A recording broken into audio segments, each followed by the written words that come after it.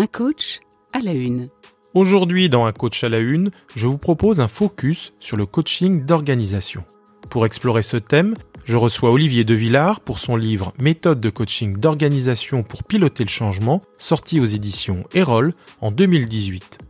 Psychosociologue, fondateur de l'IFOD et cofondateur de la Société française de coaching, Olivier a exercé pendant près de 40 ans le coaching de dirigeants et des organisations. Il nous parlera de quelques missions de coaching d'organisation qu'il a menées, mais également de son nouveau sujet de prédilection, le mentoring. D'ailleurs, en guise d'intermède, nous avons organisé une interview croisée de deux coachs dont il est le mentor, Sylvie Borniche et Emmanuel Grisot. Bienvenue, je suis David Marion, coach professionnel. Dans ce nouvel épisode d'Un coach à la une, découvrez l'un des pionniers du coaching en France qui partage ses réflexions et ses souvenirs avec conviction et émotion. Un coach à la une. Écoutez, un professionnel vous dévoile un élément clé de sa pratique du coaching. Olivier De Villard, bonjour. Bonjour. Est-ce que tu peux nous partager comment tu es arrivé au coaching ? Je suis psychothérapeute au départ. Et un jour, un copain m'a emmené en entreprise parce qu'il trouvait que la compétence que j'avais pouvait être utile à ses clients. Je faisais de la psychothérapie de groupe. C'était une sorte d'œil sur le fonctionnement personnel des gens. Presque du méta. Oui, il faut être en position méta pour voir ça. Position méta, je ne sais pas si c'est bien clair pour tes auditeurs. Prendre un peu de hauteur et avoir un regard extérieur, neutre, etc. Oui, c'est ça, qui permet de sentir, d'analyser, etc. Donc, je suis allé en entreprise et là, j'ai vu dans des groupes que j'animais, qui n'étaient pas des groupes de psychothérapie, mais des groupes d'échange de pratiques, des managers qui avaient des besoins en termes de développement personnel, mais qui n'avaient pas de demande. Par contre, ils avaient une demande, elles étaient purement opérationnelles, ou opératoires, pour être plus précis. Et donc là, je me suis dit comment, à partir d'une demande opératoire, je peux leur permettre de se développer au niveau de la personne.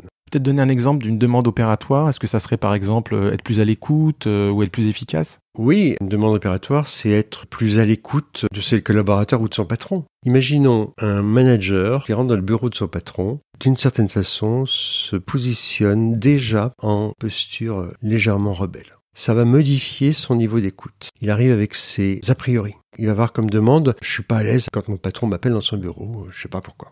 Et donc là, on va travailler, c'est la première fois de sa vie qu'il rentre dans l'infiniment petit de ce malaise. Et vraisemblablement, en étant invité à aller plus loin, il va élargir le propos et par circoncentrique de prise de conscience, il va mesurer cet état de relative fermeture et opposition avec laquelle il rentre dans le bureau de son patron. Et ça va suffire, en fait, c'est ça qui est magique, à délier en grande partie cette difficulté. Le coaching, il n'est pas là pour faire le travail sur soi, il est là pour délier une situation professionnelle qui peut gêner sa carrière. Tu as écrit le livre « Méthode de coaching d'organisation pour piloter le changement » aux éditions Erol. Pourquoi avoir écrit ce livre, Olivier ? C'est très récent que j'ai écrit ce livre. C'est une façon de dire que j'étais déjà âgé. Je préfère le mot approche au mot méthode. Parce que méthode, c'est trop process, alors que approche, c'est beaucoup plus en fonction de la situation. J'ai souffert pour élaborer une approche construite sur des pratiques qui durent de 6 à 18 mois. Il faut s'être planté quelques fois, pas si souvent d'ailleurs globalement, mais quand même. Je me suis planté une fois, ça m'a fait très très mal, j'ai failli tout arrêter. Tu peux nous en parler ? J'ai envie de dire de cet échec fondateur, ça me questionne. Il était très fondateur. Je venais de me marier 3 jours avant et mon épouse était dans la salle où il y avait 110 personnes de l'entreprise Thales qui comptaient beaucoup sur moi avec le président en tête, etc. Et il s'agissait essentiellement de faire coopérer 11 métiers entre eux. C'est-à-dire qu'il y avait 22 tables qui cherchaient comment les commerciaux pouvaient collaborer avec les acheteurs, avec les chercheurs, avec les chefs de projet, etc. Ça durait 3 jours. On était 4-5 coachs, etc. J'avais la grosse tête, j'ai envie de dire. Je me croyais un peu au-dessus de tout ce que je maîtrisais. C'est le mec qui se croirait au-dessus de la tempête parce qu'il maîtrise bien le bateau. C'est un peu ça qui m'est arrivé. C'est-à-dire, j'ai bien vu des choses dont j'enseigne qu'elles sont à risque, mais je me suis tenu comme si j'étais au-dessus. Et quand tu as 110 personnes face à toi, évidemment, tu as toujours un leader qui se propose pour engouffrer le groupe dans la brèche. Ce qui m'est arrivé devant tout le comité de direction de Thales, etc. La casserole m'a suivi pendant 10 ans. Et quel enseignement as-tu tiré de cette expérience ? Que je ne suis pas au-dessus des phénomènes de groupe que j'enseigne. Je te vois sourire, donc en fait c'est quelque chose qui t'a suffisamment marqué, mais en même temps dont tu as pu tirer pleinement les enseignements. Ce séminaire stratégique était entièrement filmé. Donc j'ai toujours les bandes et je me souviens très bien les avoir regardées plusieurs fois après coup. À l'époque où je me disais, est-ce que je peux continuer ce métier, etc., compte tenu de ce plantage. C'est génial parce que c'est pratiquement la boîte noire d'un avion. Oui, en fait, ce que je dis assez simplement aujourd'hui, j'ai mis des mois à me rendre compte de ce que j'avais fait. Et alors, ce qui est assez étonnant, c'est que on a jeté le consultant d'un séminaire dont on a dit qu'il était réussi. Dans le métier de coach, on peut très bien réussir et que le client ne soit pas satisfait. On peut très bien avoir un client satisfait et se dire « j'ai merdé », etc. Et là, en effet, j'avais été maladroit. J'avais empêché les coachs d'intervenir parce que, évidemment, ils avaient repéré le phénomène de groupe naissant. Je leur ai dit « non, t'inquiète, on va laisser faire le groupe ».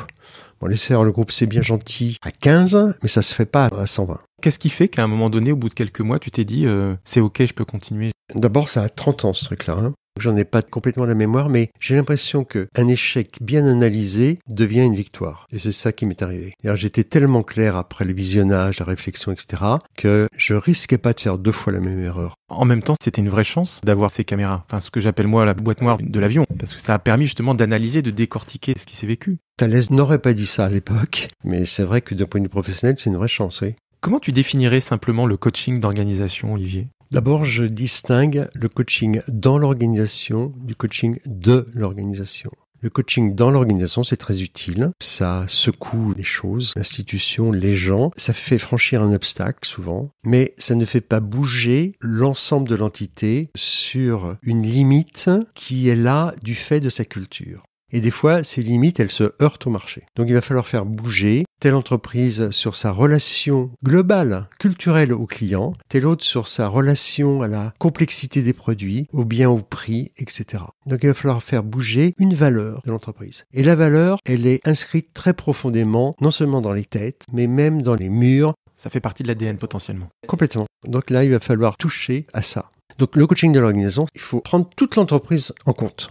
Et alors, c'est un coaching qui dure un certain temps, j'imagine? Parce qu'un changement culturel, ça se fait pas en 3 jours, quoi. C'est de 6 à 18 mois. J'en ai fait de 3 ans. J'ai toujours des difficultés à parler de telles échéances parce que ça fait un peu peur aux dirigeants. En fait, les progrès obtenus dès les 3 premiers mois sont la raison qui les fait continuer pour en reprendre 3 mois. Mais je sais bien que si le coaching fonctionne bien, ils vont reprendre plusieurs fois 3 mois. D'ailleurs, dans le livre, il y a plusieurs exemples où tu explicites que les clients qui ont voulu faire sans un coaching d'organisation et ont voulu mettre en place des choses trop rapidement, le changement ne s'est pas fait parce que justement, il n'y avait pas cet accompagnement sur la durée qui permet un changement en profondeur de la culture. C'est même plus grave que ça. Le changement s'est pas fait, voire même l'entreprise s'est brûlé les ailes à la tentative de changement raté. Donc, en effet, les coachs qui vont devoir venir derrière vont devoir rétro-pédaler fortement. T'as un exemple en tête, sans forcément citer le client, mais de cette volonté d'aller vite qui est absolument pas fructueuse? Il ne me vient pas d'exemple tellement c'était fréquent.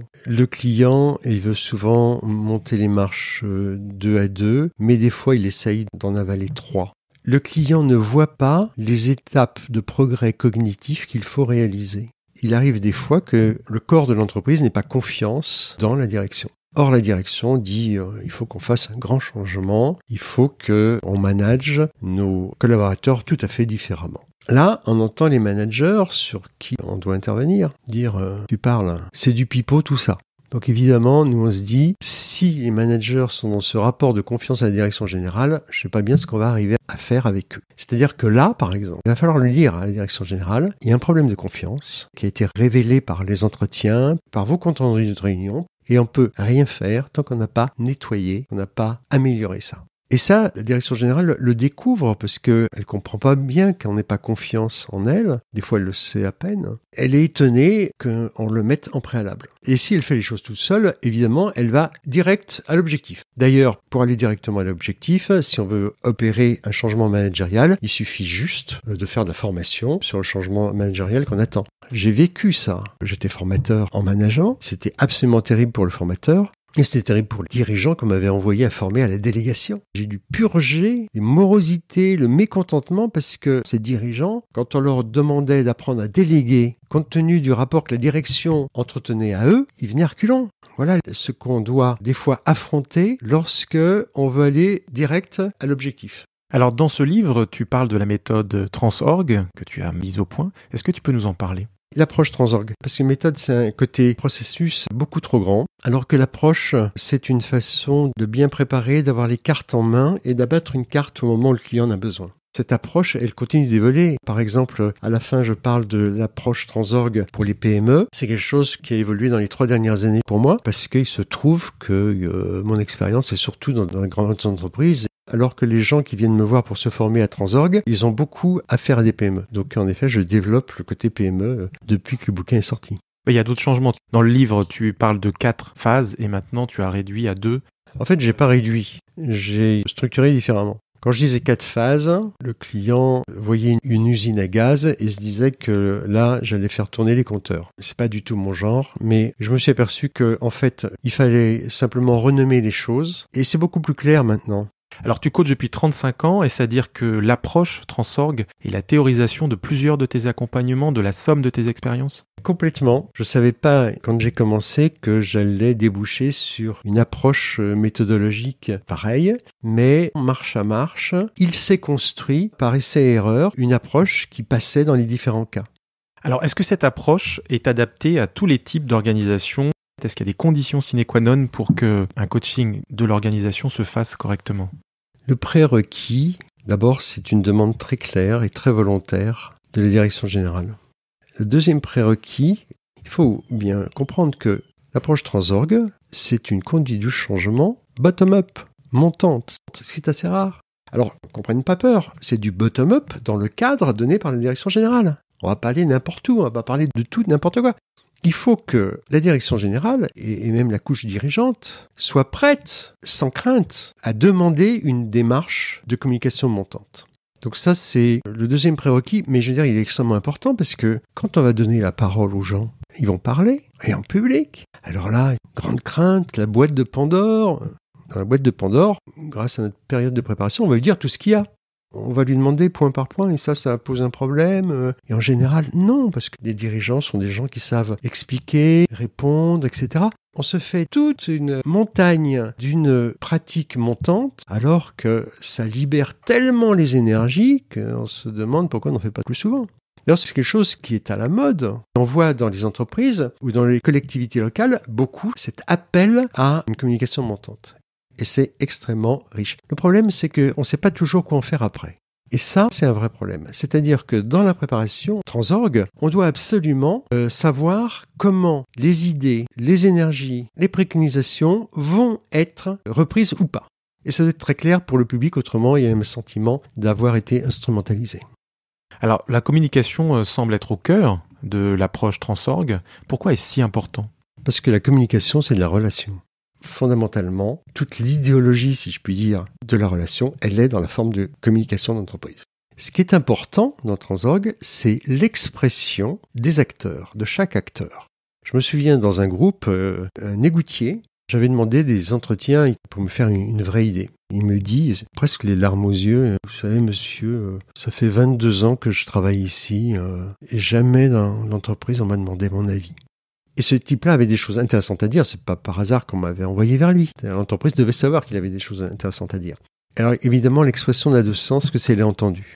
C'est ce qui nous fait dire que la communication est importante. Mais pour moi, c'est pas la communication. C'est ce qu'elle permet. Oui, c'est ce qu'elle facilite. Quelle est la place de l'approche systémique dans le coaching d'organisation? L'approche systémique, elle est partout. Tout est en système, d'une complexité incroyable. Transorg est un moyen d'utilisation du système. Tout système a un environnement, a un contexte. Donc il entretient des rapports avec son contexte. Mais le système dont on parle, il surdétermine le fonctionnement d'autres systèmes. L'entreprise surdétermine des systèmes équipes, l'équipe surdétermine des systèmes de réseau ou des systèmes individuels, etc. Donc j'ai envie de dire que Transorg est une approche d'utilisation de l'approche systémique.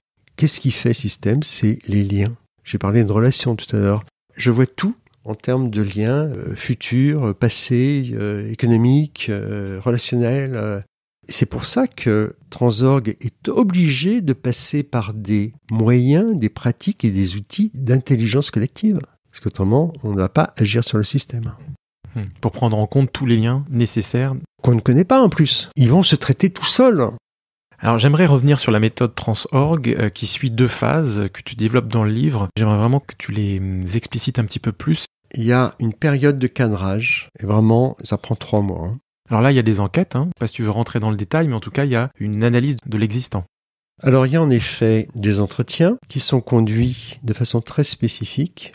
Ensuite, il y a bien évidemment la consultation des documents. Par exemple, découvrir qu'il y a 2 ans, il y a eu une tentative qui n'a pas bien marché. Il faut consulter parce que tout ça, ça a laissé des traces. Et si on fait comme si on arrivait dans l'entreprise où tout est neuf, ben oui, mais les gens, ils sont pas neufs du tout. On nous l'a déjà fait. Donc ça, évidemment, si on le désamorce pas, on est déjà cuit. Ensuite, il y a l'analyse systémique de la problématique qui se fait de plusieurs façons, qui permet d'arriver au schéma du fonctionnement systémique du dysfonctionnement. Ça nous permet d'être très intelligents sur les causes du dysfonctionnement et sur les causes des causes. Les causes des causes, c'est la culture. Donc on va expliquer ça au directeur général dans cette période de cadrage. Et là, il va ouvrir des grands yeux parce que, en général, on a passé du temps à 2 ou 3 consultants pour trouver ce schéma. Et si notre schéma est juste, le directeur général va apprécier de voir des coachs qui décrivent aussi clairement le dysfonctionnement, les causes et les causes des causes. On va lui dire, en lui demandant de la discrétion totale, faut pas qu'il en parle à une seule personne dans la boîte. On va lui dire, monsieur, vous avez une entreprise qui était emmenée par un leader charismatique que tous les ingénieurs et tous les architectes de l'entreprise appréciaient comme un père, etc.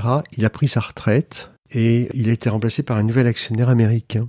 Ce nouvel actionnaire américain, il n'y a pas de leader et il n'a rien à dire.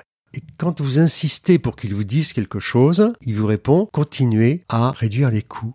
Or, vous, ce qui vous intéresse, cette boîte, c'est de construire des usines clés en main, ultra modernes, ultra connectées, etc. Donc, votre entreprise, monsieur le directeur général, est dans un deuil qui n'a pas été fait de l'ancien dirigeant. Et surtout, elle a appris à suivre ce dirigeant et n'a pas appris à prendre des initiatives, à créer, à se donner des permissions. Alors cet exemple, il est dans le livre, justement, il y en a beaucoup d'autres, mais c'est assez emblématique en effet. Lorsqu'il part à la retraite, finalement, comment va-t-on faire, quoi ? Ah, mais il se pose même pas la question. Oui. On regrette qu'il parte à la retraite. De toute façon, il est remplacé par un autre. Seulement l'autre, il est très bon gestionnaire, il n'est pas charismatique. C'est pas un grand ingénieur. J'ai eu des demandes qui m'émeuvent à chaque fois que j'en parle. Chez Serrette, il y a prescription, le directeur général me dit, monsieur De Villard, je vous appelle parce que je trouve que les ingénieurs et les architectes marchent beaucoup moins vite dans les couloirs qu'il y a 10 ans. Et je me suis dit que vous pourriez faire quelque chose pour nous. Alors je lui dis, bien sûr. En tant que coach, je sais que quand je m'enfonce dans un terrier, j'y vois pas clair, mais il y a une sortie. Donc je dis, bien sûr, j'ai aucune idée d'où est la sortie. Donc je dis oui, évidemment, on fait notre période de cadrage. On arrive donc à une présentation très claire du système causal. On présente au client un scénario stratégique, c'est-à-dire comment on voit globalement l'évolution avec toutes les conditions de réussite préalables qu'on a découvertes. C'est l'accompagnement vers une solution, justement, donc toutes les phases intermédiaires pour arriver au résultat, c'est-à-dire la transformation de l'entreprise. Oui, la transformation de l'entreprise sur un point donné, sur une valeur, sur un élément de culture. Donc après, on a la phase de mobilisation. Cette phase de mobilisation, c'est vraiment la phase de prise de parole de l'entreprise. Et donc, j'ai pas mal travaillé sur comment on fait prendre la parole dans une entreprise où il y a plusieurs milliers de personnes sans faire un grand congrès, une grande messe. D'ailleurs, où ils prennent pas la parole. Ils ont juste le droit d'applaudir. Ouais, non, ils doivent tous prendre la parole. Donc la mobilisation, elle consiste à permettre à chacun de parler. Alors comment on fait ? Il y a quelques techniques qui existent pour permettre à des groupes de parler. Je voudrais revenir sur la phase de cristallisation, la deuxième. C'est après la mobilisation, en fait. Première phase mobilisation, deuxième phase cristallisation. Tout ça après la période de cadrage. Une fois que la direction générale a donné son feu vert sur tel préco, on organise, de façon montante encore, la mise en œuvre de ces préconisations. C'est-à-dire que c'est les gens qui disent, très bien, ce qu'on a décidé lors du forum interactif, qui est la fin de la phase de mobilisation, comment on va le mettre en œuvre ? Par exemple, lors du forum, on s'est dit que si les commerciaux, avant de répondre à un appel d'offres, consultaient les acheteurs, on ferait énormément d'économies parce que les acheteurs leur diraient comment et où il faut acheter. Au lieu que les commerciaux inventent ça sans connaître tout à fait les problématiques de l'achat. Comment on met ça en œuvre entre un service achat et un service commercial qui ne se parlent pas. La période de cristallisation va traiter toute cette mise en œuvre. Et puis va la suivre et la mesurer. Voilà les deux grandes phases. Laquelle de ces phases nécessite le plus d'attention selon toi ? Écoute, des fois, je pense à des chirurgiens, parce que j'interviens un peu sur le corps de l'entreprise, et je vois pas qu'on pose cette question à un chirurgien. Même quand on referme, c'est extrêmement important. En tout cas, intuitivement, je me dis que la partie de cadrage, elle va quand même déterminer beaucoup de choses. Si elle est bien faite, c'est quand même déjà plutôt sécurisant pour la suite. Si elle n'est pas bien faite, il ne faut pas envisager de suite. Donc on n'a pas le choix, il faut qu'elle soit bien faite. C'est d'ailleurs pour ça que je développe quelque chose que j'adore, qui est le mentoring. C'est-à-dire qu'un certain nombre de coachs seniors s'adjoignent, non pas un superviseur, je distingue bien les deux, mais un type d'expérience qui, pas à pas, va travailler avec eux dans la coulisse, sans que le client le connaisse. C'est sûr que je ne vais pas les laisser partir des séances de mentoring avec une analyse du cadrage qui ne soit pas juste. Parce que je sais qu'après, tout va de travers. L'outil mal emmanché, on s'en remet pas. Alors, bon, ça, c'est la justesse en période de cadrage. Dans la période de mobilisation, il va falloir faire très attention à la participation équilibrée de toutes les populations de l'entreprise. Je dis bien de toutes les populations d'entreprise. Chacun doit se reconnaître dans l'équipe de pilotage, dans la journée des experts, dans le forum interactif. Je te cite là quelques-uns des outils très spécifiques de la participation à grande échelle. La phase de cristallisation, c'est pas si simple que ça parce que les gens aiment bien émettre des vœux, faire d'un préco, dire les autres devraient faire comme si, etc. Seulement, ça fait pas le changement. Le changement, c'est quand je change avec les autres qui changent. Et puis, en plus, on passe des vœux, une sorte de monde un petit peu idéal, de réflexion, tout le monde est beau, etc. À un moment, il va falloir mettre en œuvre.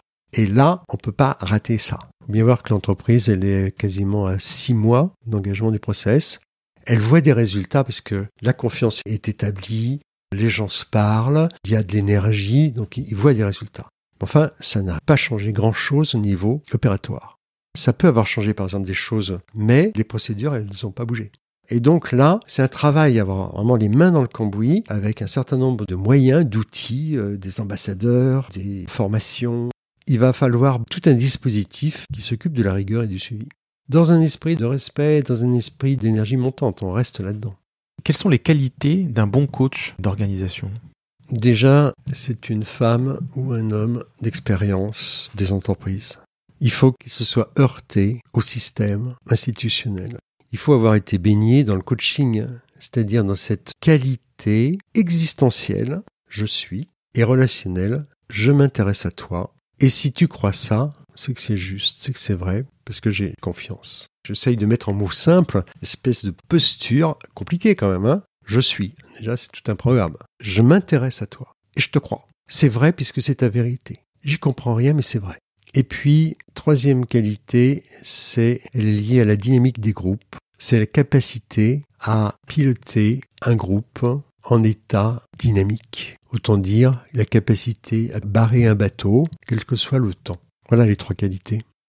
Est-ce qu'il y a un type de supervision nécessaire à mettre en place dans le cadre d'un coaching d'organisation, et plus particulièrement pour l'équipe qui mène le bateau de ce coaching d'organisation ? Il y a 2 sortes de supervision. La supervision technique, du genre chez mes clients, j'ai tendance à, et je m'aperçois que ça marche pas bien. Puis la supervision personnelle, dit à la personne de l'intervenant. Pourquoi il a les doigts qui tremblent, le chirurgien ? Embêtant. C'est pas de la méthodologie technique, ça. On pourrait faire aussi de la supervision en groupe. Et c'est à peu près la même chose sur le versant technique ou sur le versant soit des personnes, soit de la personne systémique de l'équipe. Donc ça peut exister. En coaching d'organisation, on a une équipe qui est sur le pont. Elle n'est pas au port en train de débriefer. Elle débriefera après. Mais là, pour le moment, elle est sur le bateau. Donc, je veux dire, la supervision, éventuellement, on verra après. Par contre, quand on est en haute mer, on peut être en communication avec une équipe à terre qui nous aide sur la météo, qui nous aide sur la tactique, etc. Et ça, c'est le mentorat. Mais une fois que la régate est finie, on peut très bien superviser la façon dont les 2 équipes ont fonctionné ensemble. Si je reformule, pendant un coaching d'organisation, la supervision n'est pas indispensable dans la mesure où chaque coach, d'abord il est senior, ensuite il est lui-même supervisé à titre individuel. J'imagine que c'est un prérequis pour faire partie de l'équipe. Oui. Mais qu'en revanche, il y a du mentoring qui est mis en place pour permettre d'accompagner, d'aider, de soutenir la dynamique des coachs, c'est ça ? C'est pas la dynamique, c'est la réponse en mer. Dans la conclusion de ton livre, tu évoques la possibilité de faire des interventions plus courtes qui respectent la philosophie de l'approche Transorg. Est-ce que tu peux nous en parler ? Oui, j'ai utilisé l'approche Transorg dans des PME. En fait, c'est pas un concentré, c'est plutôt une réduction. En fait, c'est une réduction d'échelle. C'est-à-dire toutes les phases y sont, mais sur un temps plus condensé, plus réduit? Oui, c'est plus réduit, quoique, parce que le changement dont on parle là, on dit changement de l'organisation, etc. Mais c'est tout un changement mental, hein. L'ingénieur qui s'identifiait à la complexité de ce qu'il avait trouvé, quand on lui dit maintenant il va falloir s'identifier à la facilité d'utilisation pour le consommateur, c'est comme si on lui enlevait une partie de son identité. Il va falloir qu'il fasse le chemin. Mon génie créateur, je vais le mettre au service de la découverte de l'utilisation simple d'un produit complexe. Mais ça, il suffit pas de le dire. Et donc ça va prendre du temps, que ce soit dans une grande boîte ou dans une petite. Donc je peux pas dire que le temps soit vraiment diminué. Non, simplement la consultation par exemple de l'entreprise, c'est pas la même s'il y a 100 personnes ou s'il y en a 5000. Oui, donc c'est vraiment un effet d'échelle, principalement. Oui, c'est uniquement un effet d'échelle. Il y a, par certains côtés, une sorte de méthodologie différente que j'enseigne, qui sont des choses qui me reviennent de mon expérience. Les cercles de qualité, les groupes de progrès. Enfin, quand on a 30-40 ans d'exercice, on est passé par plein de modes comme ça, qui avaient du sens, qu'on a un peu oublié, et qu'il faut juste remettre au goût du jour. Donc ça, en effet, je le fais un petit peu dans Transorg PME. Alors Olivier, est-ce que tu aurais des exemples de coaching d'organisation que tu pourrais nous partager, peut-être emblématiques? Bien sûr. J'en ai dans beaucoup d'organisations. Thales a été un de mes meilleurs clients pendant, 20 ans, 30 ans. Par exemple, le retard de livraison d'un sonar, et ce retard de livraison de sonar risquait d'entraîner des indemnités de retard considérables. Et donc, ce client nous a demandé si on était capable de l'aider à résoudre ce retard, qui était de 2 mois, alors qu'ils étaient à 2 ans de la livraison. Évidemment, selon notre principe, on entre dans le tunnel même si on voit rien, parce qu'on sait qu'il y a une sortie. Donc on dit oui. Et grâce à notre travail de cadrage, on comprend pourquoi ce client est en retard. Tout comme d'ailleurs dans une autre intervention chez lui, on comprendra pourquoi il n'arrive pas à avoir des radars moins chers que les radars américains pour les aérodromes brésiliens. Donc voilà, c'est des interventions que j'ai conduites. Et les 2 fois se sont soldées. Réduction des 2 mois de retard et en plus, il livre 1 mois en avance de phase.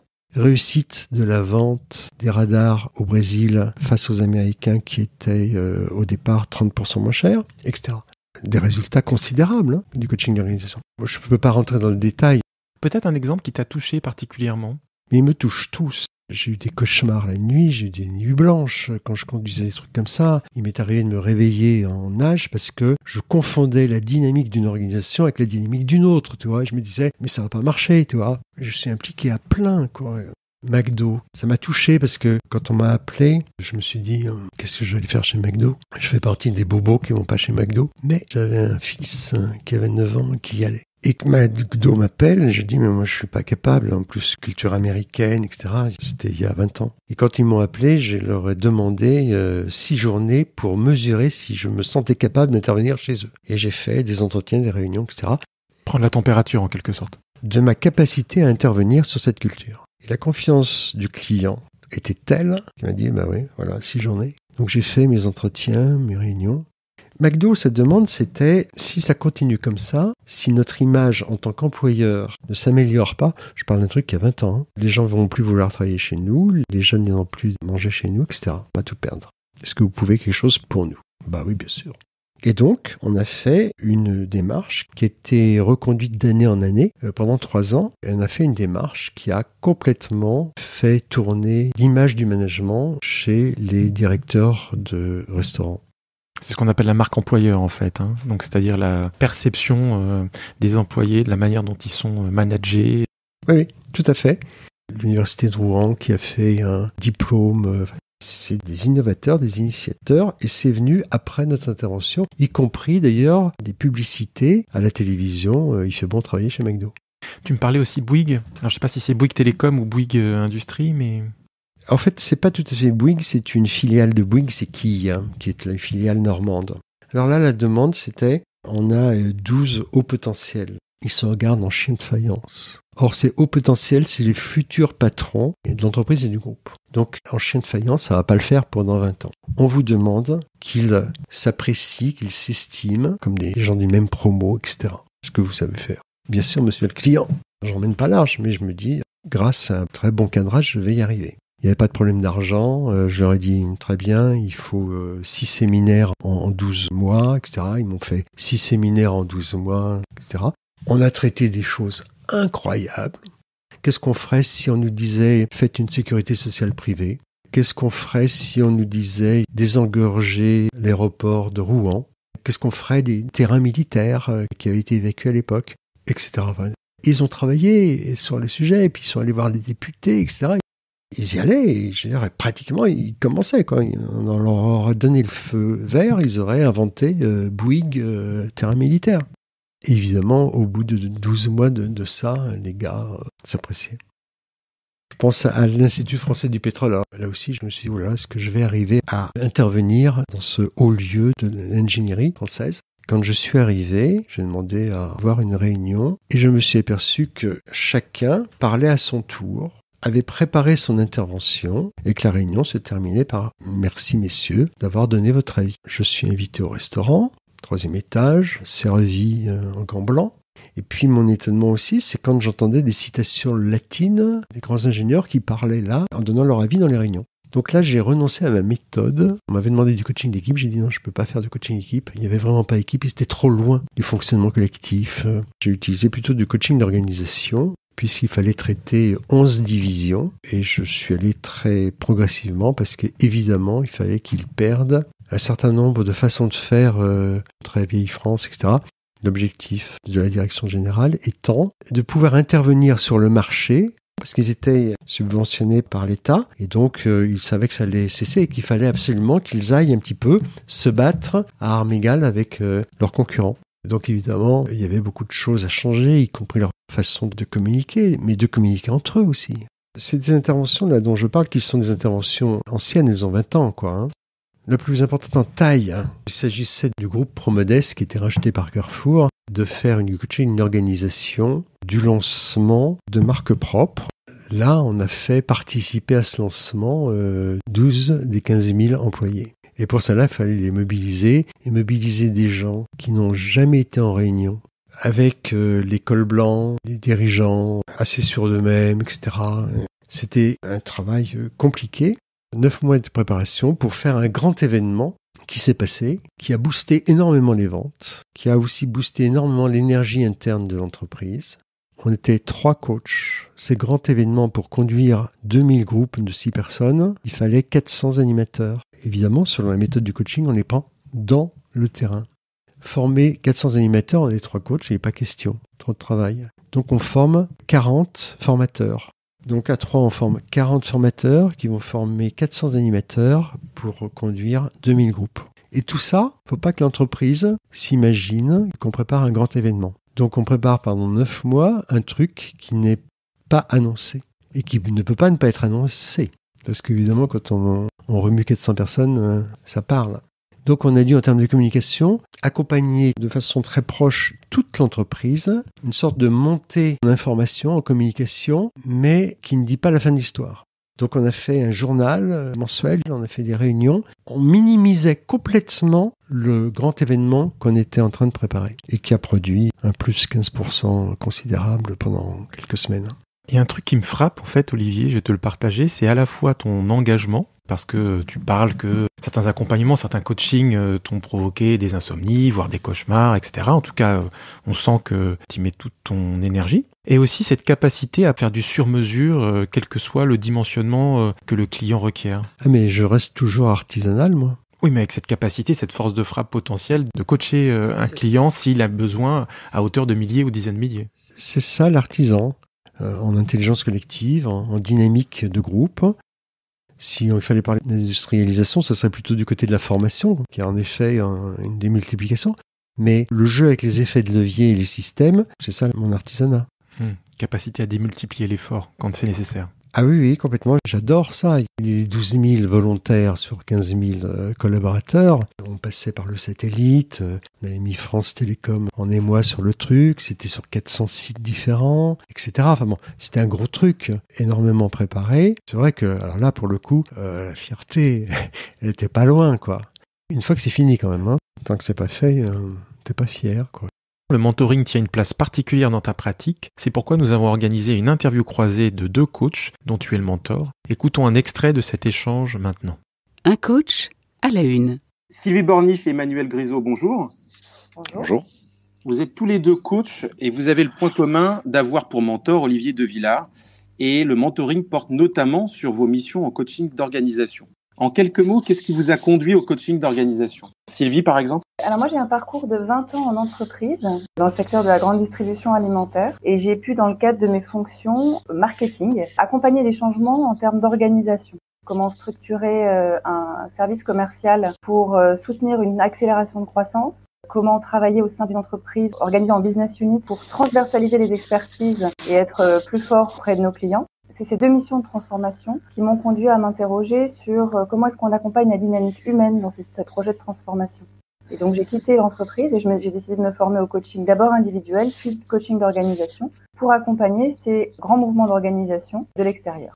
Emmanuel ? Moi, j'ai 25 ans d'expérience en entreprise avec une carrière qui m'a permis de toucher des métiers différents, le développement, le conseil et fonction RH depuis fin 2015. Et j'ai un attrait pour l'équipe de façon générale, ce qui m'a donné envie de poser un petit peu comment est-ce qu'on pouvait accompagner des équipes. D'abord par intérêt personnel et puis ensuite parce que j'avais une intuition d'utilité dans l'entreprise et c'est ce qui m'a amené à me former sur la partie Transorg au service de l'entreprise dans laquelle je travaille. Donc en l'occurrence, pour Murex, je crois, qui est une société éditrice de logiciels, c'est ça ? C'est ça, un éditeur de logiciels dans le domaine de la finance de marché. Qu'est-ce qui vous semble le plus spécifique en matière de coaching d'organisation selon vous ? Ce qui me semble important dans le coaching d'organisation ou coaching de l'organisation, je fais vraiment une différence, c'est la notion d'aider l'entreprise à utiliser les ressources qu'elle a à l'intérieur pour accompagner son évolution. Comment est-ce qu'on accompagne les acteurs de l'entreprise à être acteurs de leur transformation ? On les met au travail ensemble pour qu'eux-mêmes trouvent des solutions pour opérer leur mouvement. Ces acteurs sont très empreints de la culture d'entreprise et la culture d'entreprise est un driver fort comme un frein important aux grandes évolutions. Et il me semble déterminant dans la réussite d'une transformation d'entreprise que ce soit les acteurs empreints de cette culture d'entreprise qui puissent embarquer la culture dans sa transformation. Emmanuel ? Une des spécificités de cette approche, c'est la confiance qui est faite aux personnes. C'est le client qui sait. Et toute l'approche est basée sur ce postulat. Le deuxième point qui me paraît très spécifique dans l'approche, c'est de tirer profit à la fois de ce qui peut se passer d'un point de vue objectif et subjectif, parce que à l'expérience, on se rend compte que le travail qui est fait, notamment sur les processus subjectifs, agit comme une forme de libération d'un point de vue objectif et qu'on est constamment en train de passer de l'un à l'autre pour finalement permettre l'autonomie recherchée de l'équipe qu'on encadre ou de l'organisation qu'on accompagne. Dans le cadre d'un accompagnement d'équipe ou d'organisation, il y a un travail qui est fait à la fois sur les relations entre les personnes et tout leur ressenti, c'est la partie qui correspond au processus subjectif, mais une attention portée évidemment sur les résultats en termes de ce que l'équipe ou l'organisation cherche à atteindre, qui est elle très objectif. Ce dont on se rend compte avec l'approche Transorg, c'est que travailler sur ces 2 pans produit des résultats très intéressants, libère en quelque sorte le potentiel de l'équipe ou de l'organisation. C'est quelque chose qui me paraît très spécifique dans l'approche Transorg. Donc en l'occurrence, c'est rendre explicite l'implicite, quoi. C'est rendre explicite l'implicite, c'est aussi s'appuyer sur l'intégralité des ressources que possèdent les personnes qui participent à cet accompagnement, de simplifier les interactions entre eux pour pouvoir finalement se concentrer sur l'objectif à atteindre qui peut être limité par des croyances, des difficultés d'interaction, un passif ou des choses qui viennent gêner finalement l'élaboration collective et qui, grâce à la méthode Transorg, peuvent être dissipées pour permettre d'atteindre des résultats très objectifs, finalement très rapides en fait. Effectivement, cette approche méthodologique repose vraiment sur mettre au service de la transformation objective des processus, des organigrammes, etc., ces ressorts subjectifs, individuels, à travers la confiance, les représentations, les interprétations, se dire les choses. En fait, travailler tous ces éléments subjectifs pour en faire un effet propulseur de la transformation, des éléments objectifs de la transformation. Organigramme, process, façon de faire. C'est vraiment un socle. Est-ce que vous pourriez nous partager des exemples de coaching d'organisation qui vous ont marqué ? Dans le coaching d'organisation, c'est une équipe de pilotage constituée d'acteurs de l'entreprise en dehors du comité de direction qui mène cette transformation avec l'appui du comité de direction. Et donc c'est cette équipe qui représente un échantillon de toutes les strates de l'entreprise qui va conduire cette transformation, épaulée par un codir. Quand je parle de coaching de l'organisation, à mon niveau, j'accompagne des comités de direction à enclencher, à travailler sur leur unité, sur leur cohésion humaine et leur unité d'action pour accompagner ces transformations. Donc on s'écarte un peu de la méthode. 2 des missions dont je pourrais parler, j'ai accompagné 2 comités de direction à recréer une unité autour d'une trajectoire de transformation commune et j'ai accompagné le middle management sur des sujets très spécifiques à travailler ensemble pour justement faire évoluer des pans de leur activité. Ce qui est intéressant de regarder, c'est comment en fait ces 2 accompagnements menés en parallèle sont finalement très reliés puisque le diagnostic qui est fait par le comité de direction est un diagnostic partagé par le middle management et comment les actions que l'on mène auprès du comité de direction, comment est-ce qu'on arrive à faire un trait d'union avec les actions qu'on mène avec les équipes. C'est-à-dire que ces 2 niveaux bougent en même temps. C'est pour ça que j'appelle ça un coaching de l'organisation et pas d'organisation au sens puriste de la méthode. Pour donner un exemple très concret, j'accompagne le comité de direction de la direction des systèmes d'information d'une grande métropole. Cette DSI doit transformer tout le système d'information et les processus pour répondre mieux aux attentes des utilisateurs, les utilisateurs étant les citoyens ou les agents de la ville. Si tout le monde au sein du comité de direction est d'accord sur la nécessité de se transformer, chacun avait une vision et une façon de voir les choses. Et cette équipe de direction avait subi un traumatisme important puisqu'elle avait été cyberattaquée à la veille du confinement, pile au moment où il fallait enclencher cette nouvelle trajectoire de transformation. Et donc, comment mettre en place une trajectoire de transformation si chacun est replié sur sa direction et ne partage pas le sens commun? Donc, on a fait un premier travail avec cette équipe. Quand je dis on, c'est que nous sommes à 2 pour accompagner cette transformation d'un système coach qui accompagne un système équipe. Ce travail de recréer de l'unité auprès d'une équipe qui a perdu le patron, qui a subi une cyberattaque et qui doit en parallèle de ça construire ensemble une trajectoire de transformation commune, a abouti à comment est-ce qu'on tient ensemble nos décisions et comment est-ce qu'on communique mieux. Et quand on a parallélisé l'accompagnement auprès du middle management, qui a travaillé justement autour de la cyberattaque et l'élaboration d'un processus de gestion de crise, eh bien, ce qui est ressorti de ce diagnostic de cette équipe de middle management, c'est effectivement comment est-ce qu'on tient nos décisions et nos actions et comment est-ce qu'on communique mieux. Et donc c'est dans ce sens que je me dis que la problématique de l'entreprise, elle est à tous les niveaux et par le coaching d'équipe à ces différents niveaux, finalement on accompagne petit à petit l'organisation à se transformer. Pas selon le modèle puriste de la méthode de coaching d'organisation, mais en accostant en fait les différentes démarches finalement autour d'un des éléments de la culture. Pour toi, Emmanuel, est-ce que tu aurais un exemple ? C'est difficile d'en sortir un parce que tous les accompagnements d'équipe que j'ai faits sont très présents dans ma mémoire. C'est une des spécificités aussi de la méthode. On est à chaque fois sur du sur-mesure. C'est-à-dire que c'est pas une approche qui se déroule indépendamment d'un contexte ou indépendamment de l'objectif recherché. Il y a un cadre, mais on travaille sur mesure en fonction des besoins de l'équipe et de la demande exprimée. Une autre des spécificités qui vient d'être mentionnée par Sylvie, c'est le fait d'intervenir en binôme pour avoir ce regard croisé de la part des coachs. Le point qui me frappe le plus, c'est cette espèce de sentiment, après par exemple un séminaire, d'une équipe qui se réjouit d'avoir accompli quelque chose qu'elle ne pensait peut-être pas possible au démarrage du coaching d'équipe.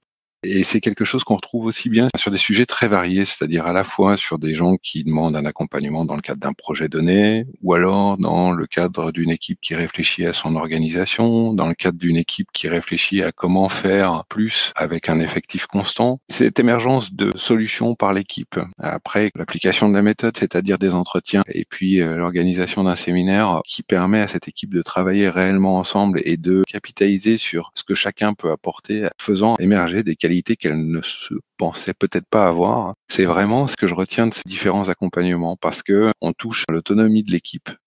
C'est à la fois caractéristique et très fort, c'est que des mois ou des années après, ces coachings d'équipe ont toujours un écho particulier pour moi, mais ils ont surtout un écho particulier pour les gens qui ont participé. Il y a un bénéfice qui s'inscrit dans le temps. C'est vraiment le plus grand point de satisfaction dans ces différents accompagnements. En quoi consiste le mentoring proposé par Olivier et que vous apporte-t-il ? Donc, commençons par Sylvie. Le mentoring, moi j'y vois 3 bénéfices. Le premier, le mentoring m'apporte de la sécurité dans la mise en œuvre de la théorie que j'ai acquise en formation. La deuxième chose, le mentoring, c'est quelque part un relief supplémentaire puisque Olivier ne connaît rien de la situation si ce n'est à travers ce qu'on lui raconte. Et donc, il permet en fait encore plus de se décoller de la problématique du client pour avoir une vision complètement neutre et encore une fois, augmenter le nombre d'angles morts qu'on arrive à couvrir. Par une première couche qui est le système de coach et par une deuxième couche qui est le mentoring. Et le troisième élément, ça apporte une dimension supplémentaire dans la réussite de l'accompagnement. Au-delà d'une sécurisation de la mise en œuvre de la formation pratique, c'est une sécurisation de la réalisation de la mission pour atteindre l'objectif. Emmanuel ?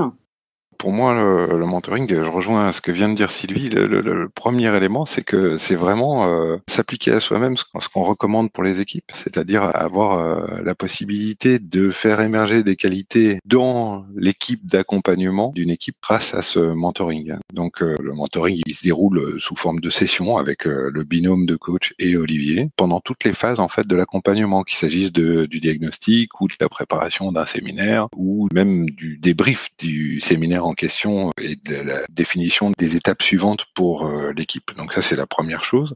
Ce que m'apporte le mentoring, je dirais que c'est un petit peu comme quand on pratique un sport collectif et qu'on se met à intégrer une équipe supérieure, c'est-à-dire cette possibilité de profiter, je vais dire, de l'expérience de personnes qui ont peut-être plus d'expérience que soi, qui ont plus de pratique et qui contribuent justement à apporter en termes à la fois d'expérience, de savoir-faire, plein de choses qui peuvent être utiles pour les coachs parce que ça leur ouvre les yeux sur les points aveugles dont parlait Sylvie juste avant et ça incite à continuellement raffiner l'analyse ou les propositions qui sont faites ou les hypothèses sur lesquelles on peut travailler, sachant que chacune de ces hypothèses finalement sera validée par l'équipe elle-même et pas par le binôme de coach qui l'accompagne. Dans mon cas, il y a aussi une particularité, comme nous on intervient en coaching interne, on a accès à un point externe avec le mentoring, ce qui est tout à fait bénéfique parce que faisant partie nous-mêmes du système dans lequel on intervient, c'est pas toujours évident d'avoir le pas de recul ou de côté qui nous permettent d'accompagner les équipes de la meilleure des façons qui soit. Et le mentoring est une façon assez simple finalement de profiter de cette extériorité pour bénéficier, je vais dire, à la fois de ce qu'apporte le fait de connaître l'entreprise sans en être prisonnier d'une certaine façon ou en gardant en tout cas une vigilance sur ce qu'un regard extérieur peut lui aussi apporter à la situation. Le dernier point qui est frappant dans le mentoring, c'est que ça appelle à une vigilance toute particulière en termes d'humilité, parce que quand on voit les précautions prises par des personnes qui ont des dizaines d'années d'expérience, c'est un rappel bienveillant et très utile sur l'approche, le respect du cadre, ce qu'on peut essayer de faire ou au contraire ce sur quoi il faut faire attention, qui est quelque chose d'extrêmement important de mon point de vue, parce que le travail d'accompagnement, c'est un travail qui est continu et le développement des coachs qui sont dans l'approche transorg, le coach est son propre outil en quelque sorte, c'est quelque chose qui doit se travailler sans fin. Et le mentoring est une façon de contribuer à ce travail sur les coachs eux-mêmes. À vous écouter tous les deux, je me dis que peut-être que les auditeurs pourraient confondre avec la supervision. Alors peut-être que vous êtes supervisé ou vous avez des espaces de supervision par ailleurs. Comment vous pourriez l'expliciter, cette différence entre le mentoring et la supervision ? Parce que c'est quand même deux choses différentes.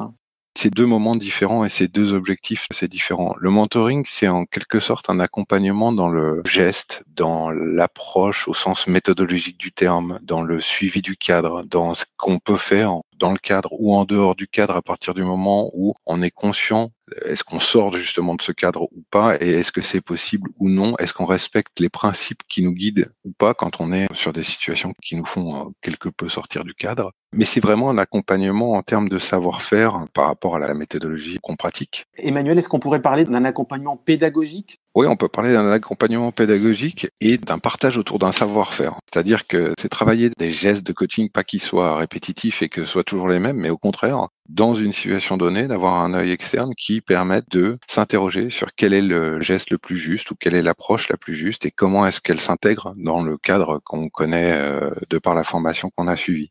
C'est effectivement pédagogique de ce point de vue-là et ça touche au savoir-faire du coach, si je puis dire. Là où la supervision, elle, vient apporter une extériorité sur le coach lui-même par rapport à ce qu'il est en tant que coach et aux différents points d'attention qu'il peut avoir, conscient ou pas d'ailleurs, qui accompagnent les coachings qu'il mène en fait. Il y a peut-être un suivi du détail dans l'approche mentoring et peut-être plus de méta et de prise de distance dans l'autre. Oui, si on veut le dire de façon simple, le mentoring, il est lié à un contexte qui est le contexte d'un accompagnement donné. Donc c'est là où on retrouve cette amélioration du geste ou ces échanges sur la pratique et sur ce qui paraît le plus adapté, là où la supervision concerne finalement le coach lui-même. Merci beaucoup. Sylvie? Je suis très en phase avec ce que dit Emmanuel. Dans le mentoring, la mission est très présente. Le mentor aide le binôme de coach à être focalisé sur la mission et réussir cette mission.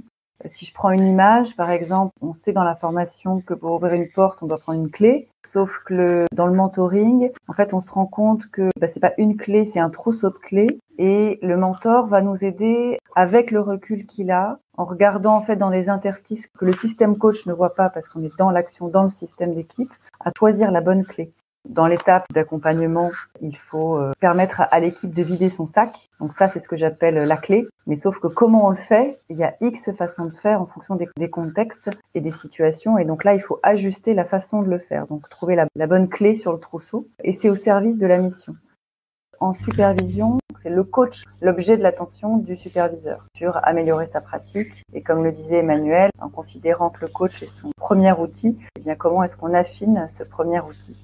Merci, c'est très clair.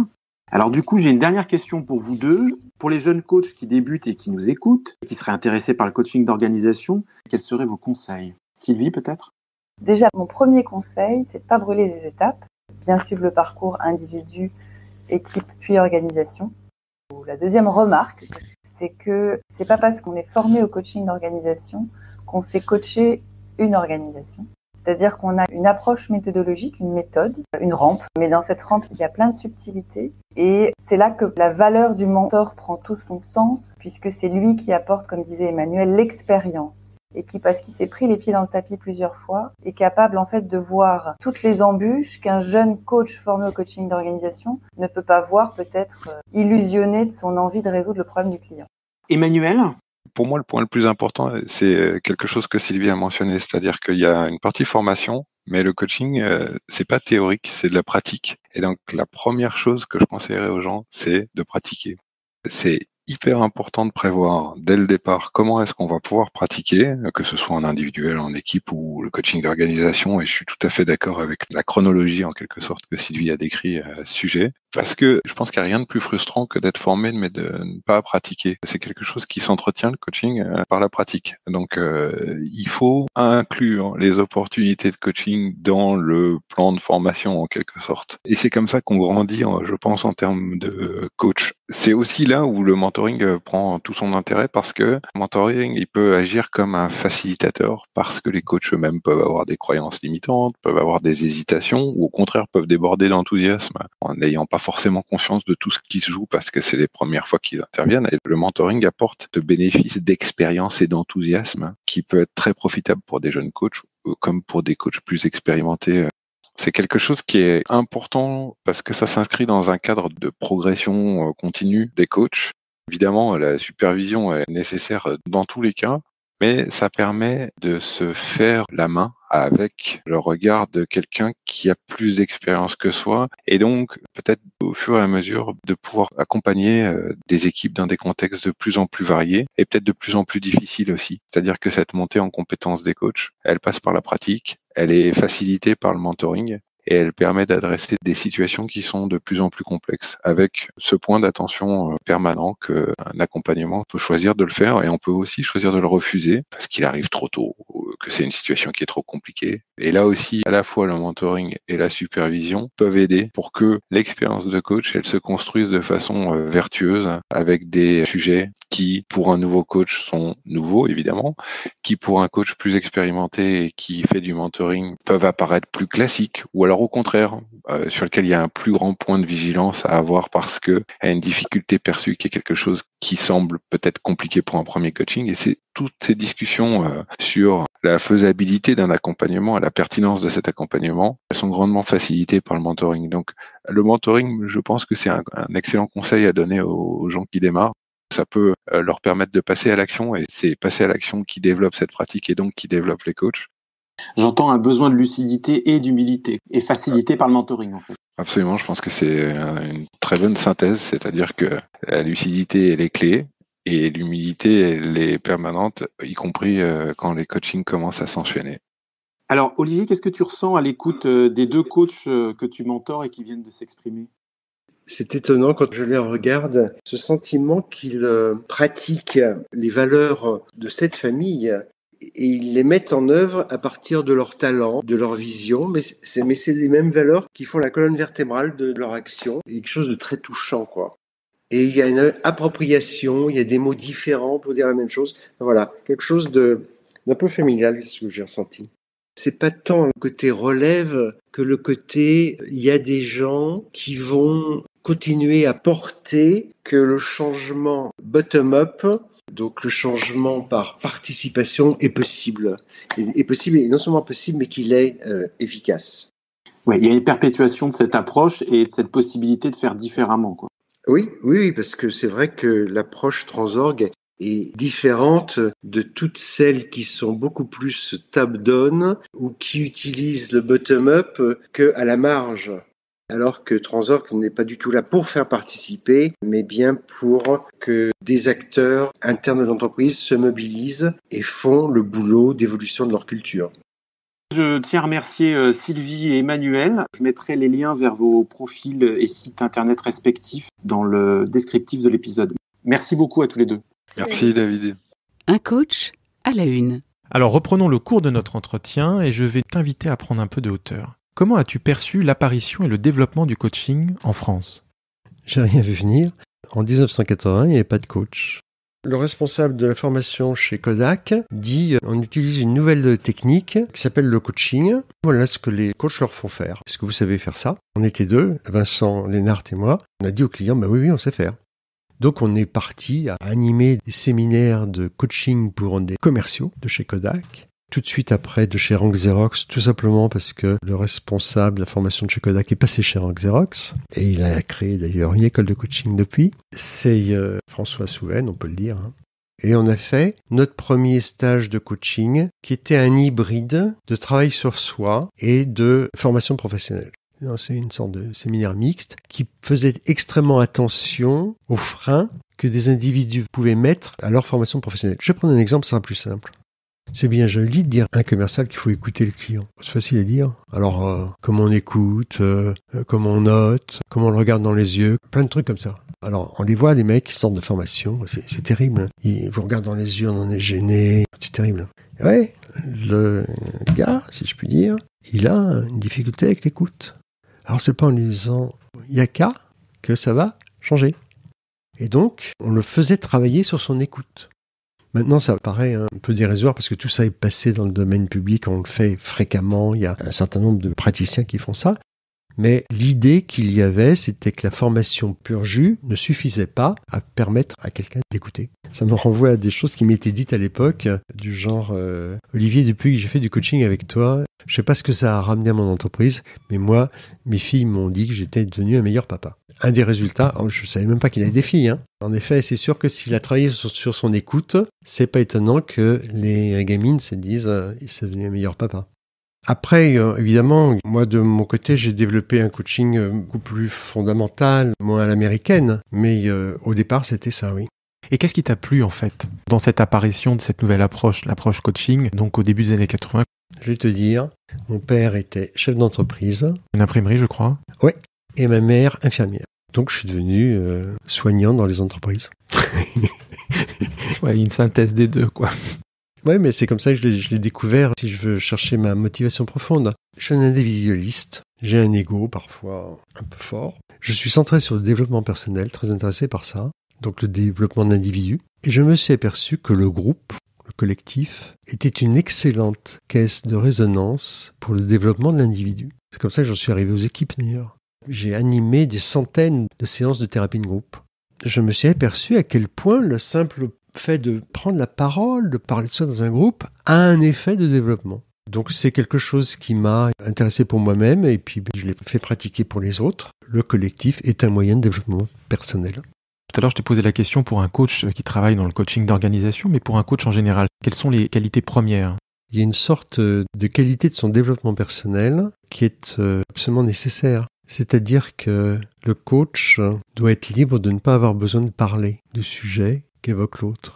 Si le coach part dans « Ah ben c'est comme moi aussi », ça y est, c'est fini.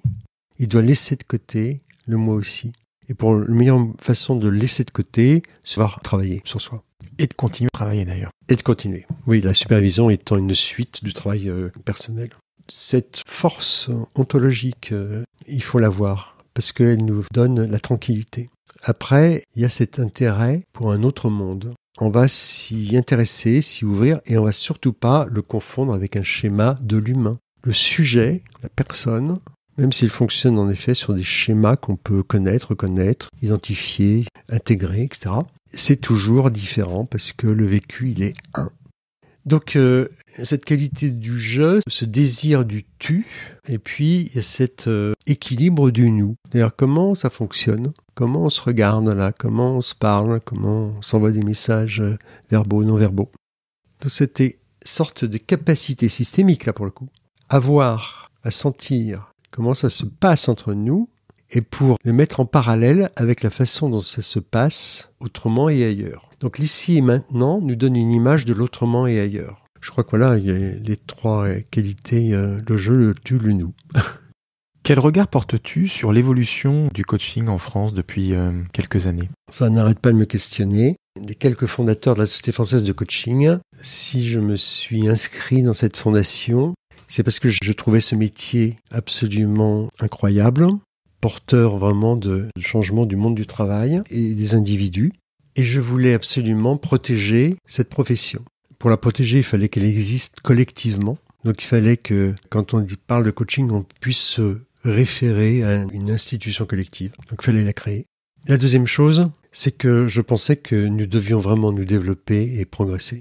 Et donc il fallait une institution qui encourage le développement professionnel et personnel du coach. D'où des échanges de pratiques, la titularisation qui est donnée par les pairs à celui qui s'y soumet, au postulant, mais qui est quelque chose d'assez exigeant, qui peut prendre plusieurs années de préparation. Quelque chose qui fasse que les coachs se développent et développent leur professionnalisme. C'était ça, la société que je voulais voir naître. On était une dizaine à s'être réunis à l'initiative de Catherine Caillard. Ça, c'est il y a 25 ans, parce que la SF Coach a fêté récemment ses 25 ans. Oui, c'était en 95. Puis après, je vois la déferlante de coachs. Maintenant, j'ai pris un peu de recul. Qu'il y ait plein de coachs ne me gêne pas. Parce que quand on voit, par exemple, les sociétés professionnelles sont très différentes, je les aime bien toutes les trois. D'ailleurs, je suis plus ou moins en lien avec chacune des trois. Quand tu dis les trois, c'est-à-dire l'ISF Coach, la Société Française de Coaching, EMCC et ICF, International Coaching Federation. Oui, tout à fait. Et puis, il y a tous les gens qui sont hors ces fédérations. Il y a les coachs en assurance, coachs sportifs, etc.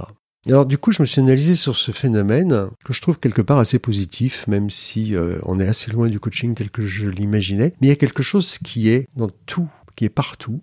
C'est un nouveau besoin social d'un tiers qui s'occupe de nous. Et ça, pour moi, c'est un progrès de notre société qui est considérable. On avait bien sûr des conseillers juridiques, etc. Mais là, c'est pas des conseillers, c'est des gens qui se mettent au service de notre développement. Pour moi, cette efflorescence du coaching partout, c'est la marque d'un changement social de fond qui est le recours à un tiers centré sur soi. Ce qui est un luxe énorme. Il y a aussi une démocratisation du coaching depuis un certain nombre d'années. Il y a plusieurs niveaux de coaching, plusieurs formes de coaching. Moi, ce que je trouve que ce qui se démocratise, c'est plutôt la demande. Donc l'offre suit. Tu devrais aller voir quelqu'un. Cette phrase, elle n'existait pas il y a 20 ans. C'est pas bien ce qu'il y a sous le quelqu'un, mais ça peut être plein de nouvelles professions. Il y a une ouverture autour de l'accompagnement. C'est pas le coaching qui se démocratise, c'est les gens qui s'intéressent de plus en plus à eux-mêmes. Alors évidemment, derrière, il y a plein de coachs, apprentis coachs, etc., qui s'engouffrent dans cette nouvelle demande.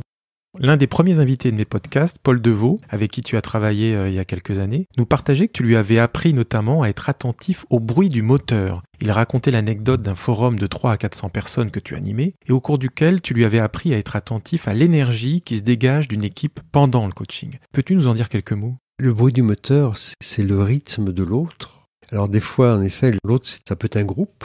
Le bruit du moteur, c'est l'autre qui envoie des signaux, des messages, parfois faibles, de son besoin, de son attente, de son état, etc. Et que tout ça n'est pas prévu, voire même prévisible, dans un travail de coaching. Est-ce que ça serait coaché au ressenti, au feeling ? Oui, c'est au feeling, mais c'est un feeling très professionnalisé. Le skipper aussi, il fait au feeling sur son bateau en pleine mer, mais il est très professionnel. L'un n'empêche pas l'autre. Oui, exactement. Alors, il y a une autre invitée qui m'a parlé de toi, Catherine Blondel, qui parle de ta formation qu'elle avait suivie à l'IFOD, l'Institut de formation qui porte ton nom. Non. C'est pas l'Institut de formation Olivier de Villars ? C'est un gros lapsus dans mon histoire. J'ai créé l'IFOD, en effet, il y a... Trentaine d'années, je pense. Oui, c'est ça, c'est 30 ans. IFOD, c'est Institut de formation au développement. Au bout de 10 ans, par hasard, quelqu'un me dit l'Institut de formation Olivier de Villars. Et là, je deviens tout pâle. Je ne m'étais jamais rendu compte que dans ce sigle, j'avais mis mes initiales. C'était vraiment le gros lapsus, mais enfin, c'est comme ça. Spontanément, j'ai cru que c'était tes initiales. En tout cas, elle parle de la formation qu'elle a suivie à l'IFOD à l'époque. Et je me suis demandé dans quelle mesure tu ressentais de la fierté à avoir contribué à former différents coachs qui, 20 ou 30 ans après, te citent encore. Je sais pas pourquoi, je mettrais plus humilité que fierté. Et c'est vrai que les deux que tu cites, que je connais bien et que j'apprécie beaucoup, je suis touché par par cette espèce de retour de reconnaissance. Nous avons préparé l'entretien. Tu me disais qu'il y avait quand même cette volonté de défendre. Tu parlais tout à l'heure de la création de la SF Coach, qui était une volonté de mettre des repères pour la profession, pour inciter collectivement à se professionnaliser, à aller plus loin. Mais il y a quand même la volonté de promouvoir, de défendre. Il y a quelque chose de cet ordre-là chez toi. C'est mon engagement un peu politique. Maintenant, je suis passé sur le terrain de l'écologie. Le développement des personnes, j'y crois. Si on était dans un monde où le développement personnel était mieux développé, le monde serait différent. Il faut être très clair là-dessus. Politiquement, il y a des choses qu'on ne peut plus faire quand notre niveau de conscience est plus élevé. Il y a encore un peu de travail. Mais il y a un peu de travail et il va falloir faire passer l'écologie avant, en plus. Justement, quel est le rôle des coachs dans la société en pleine mutation dans laquelle nous vivons, selon toi ? C'est vrai que la mutation, c'est rien de le dire. On est à la 5e vague de coaching. Elle est excellente. Cette mutation, elle est réelle. Je pense qu'on n'en mesure absolument pas encore, au jour d'aujourd'hui, toutes les conséquences. Enfin, je veux dire, moi, j'en découvre tous les jours. Pour moi, le coach, il a un rôle individuel, personnel. Et je pense qu'il a un rôle social, qui devrait être exercé d'ailleurs par les institutions comme les SF Coach. Ce rôle social, c'est celui d'éclaireur. Le phare, il éclaire et il montre le chemin d'une certaine façon. D'ailleurs, il montre les écueils. Donc, ce rôle de phare, c'est-à-dire d'analyse du sens au moment où les choses se passent, ou en amont, il n'y a pas beaucoup de fonctions dont ça soit la vocation. Alors, il y a des journalistes qui essayent de le faire, des fois très bien. Il y a des communicants, il y a des psychanalystes, etc. Il y a quelques professions. Et donc les gens qui éclairent, les gens qui essayent de réfléchir à où on va. Les coachs font partie de ça sur le versant de l'adaptation de l'individu au monde. Que souhaiterais-tu que les auditeurs retiennent de notre entretien, Olivier ? Je ne sais pas répondre. Je crois que je souhaiterais qu'ils en retiennent quelque chose. Quels sont tes prochains projets ? Je me suis mis en retraite il y a 9 mois, avec beaucoup d'années de retard. Mon projet, c'est de continuer. Je tiens à cette approche transorgue. J'ai pas eu l'occasion de former assez de gens. J'y crois parce que c'est pas évident de trouver une méthode qui applique le coaching à des centaines ou des milliers de personnes. Il y a quelque chose là que j'ai découvert peut-être par hasard, je sais pas bien, du fait de ma formation, de ma sensibilité, de mon talent, je sais pas quoi, de mes défauts aussi, parce qu'ils ont beaucoup d'utilité. Puis alors, il y a le projet du mentorat. Le mentorat, c'est une gourmandise pour moi. Le mentorat, il y a des choses à dire, il y a des choses à développer. Je me trouve toujours au début des nouvelles pratiques, je ne sais pas pourquoi, ça a été vrai avec la psychothérapie dans les années 80, c'était vrai avec le coaching, avec supervision, maintenant c'est le mentorat. Puis il y a aussi beaucoup mon projet, il y a l'écologie, il y a l'urgence. Je veux y participer, j'ai des enfants, des petits-enfants, je veux dire, je supporte plus le monde qu'on laisse, quoi. Je ressens beaucoup d'émotions. Oui, tu la ressens, tu dois la voir. Les auditeurs la verront pas, mais ouais, ça te touche.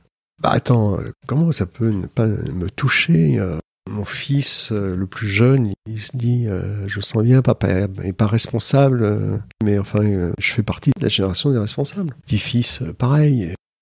Quelle est la question que tu aurais aimé que je te pose ? Je suis satisfait, je suis touché par ton professionnalisme. Des gens qui auraient pu m'interviewer, et puis je me dis, il a rien compris, il est passé à côté. Mais non, j'ai pas du tout ce sentiment. Et crois-moi, j'en ai vu des journalistes qui passaient à côté. Merci. Alors à présent, écoutons un extrait de la musique que tu as choisi pour incarner le thème de cet épisode.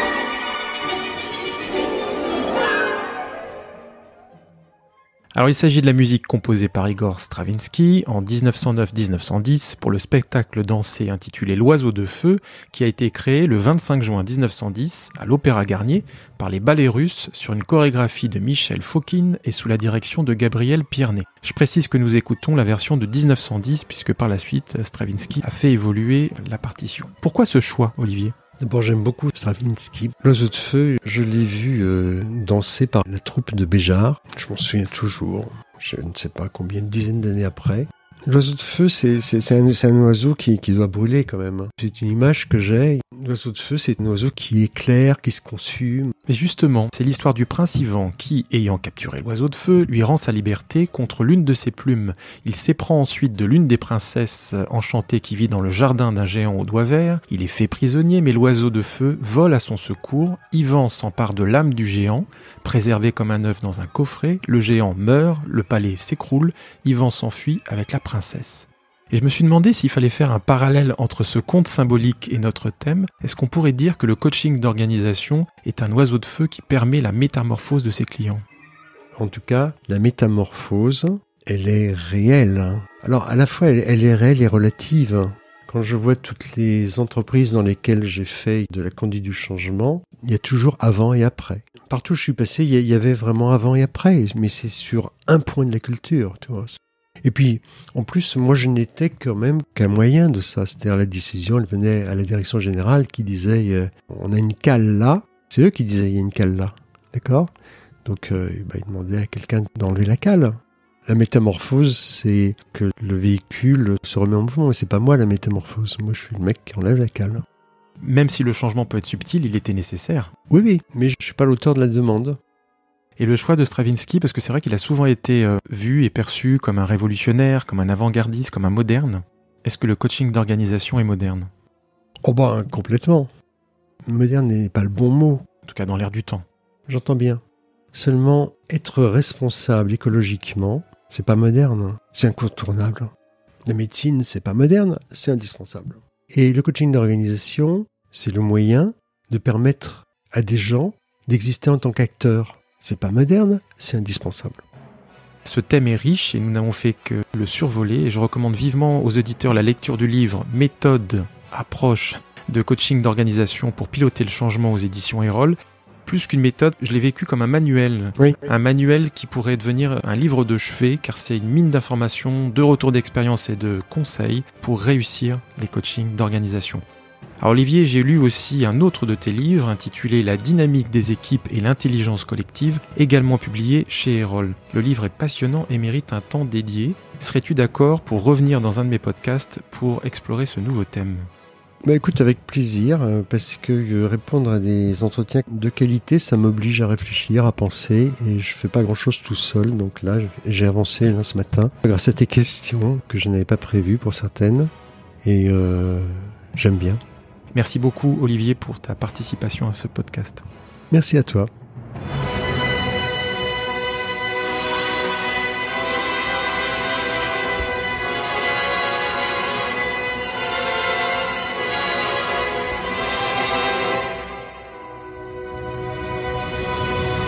Un coach à la une. Merci de votre écoute. Retrouvez le podcast Un coach à la une sur toutes les plateformes d'écoute et les applications dédiées au podcast. Si l'épisode vous a plu, s'il vous plaît, notez-le favorablement sur la plateforme d'écoute ou l'application que vous utilisez. Cela contribue à développer la notoriété de nos productions. Par ailleurs, vous pouvez liker, commenter ou repartager nos épisodes sur les différents réseaux sociaux où nous sommes présents. Vos questions, réactions ou suggestions sont bienvenues sur notre adresse électronique lemediadecoach@gmail.com. Enfin, si le coaching professionnel vous intéresse, abonnez-vous à nos 2 podcasts mensuels, Un coach à la une, l'entretien pédagogique, et Parcours de coach, l'entretien analytique. À très bientôt pour un nouvel épisode. Un coach à la une série créée par David Marion et produite par le Média des Coachs.